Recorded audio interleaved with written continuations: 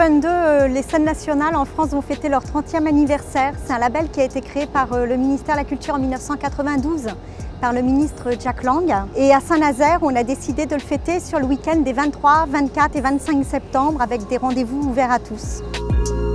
Il y aura d'abord le lancement de cette revue qui va faire une plongée dans l'histoire et la mémoire de ce théâtre. Et il y aura aussi et surtout des spectacles et des rendez-vous aussi au cinéma, puisque la scène nationale c'est aussi un cinéma, avec pendant tout le week-end des rendez-vous qui pour beaucoup seront gratuits et accessibles aussi au plus grand nombre, petits et grands. On retrouvera notamment la suspensive Chloé Moglia qui jouera sur les plages de Saint-Nazaire, le musicien François Robin avec Erwan Martinelli pour des siestes musicales. Nous avons invité Maud Geffray, artiste électro nazérienne également pour un DJ set. Il y aura des séances au cinéma Jacques Tati et puis 3 créations qui sont des commandes passées spécifiquement par le théâtre pour ses 30 ans.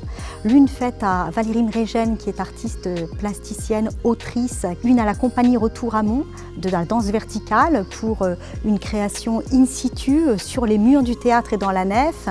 Et puis enfin cette grande création théâtrale de Roland Osé, Adieu la mélancolie.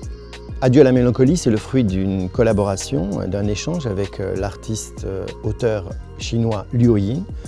Au centre, il y a un ouvrage, Le gène du garde rouge, et ensuite une adaptation qui a été faite par Pascal Ferrand, la cinéaste, pour arriver à un grand souffle épique de ce plateau qui va raconter cette frontalité entre l'Asie et l'Europe. La rencontre avec Liu Yin s'est faite à Pékin. Liu Yin est un poète, c'est quelqu'un qui est aussi un homme de la cité. Et en tant que poète, il a écrit des romans, des pièces de théâtre, de l'opéra.